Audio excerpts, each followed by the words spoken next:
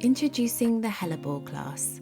Learn how to make this deep red burgundy hellebore, a highlight of the late winter and early spring flowers when everything is looking a little bit bare in the garden. This is the perfect flower for your winter wedding cakes and is very simple to make too. As with all of my online classes, each stage of the process is broken down into easy to follow step-by-step videos, from making your own flower paste, forming the style, stamen and nectaries, shaping and arranging your sepals, creating accompanying buds and leaves, and dusting for a realistic finish.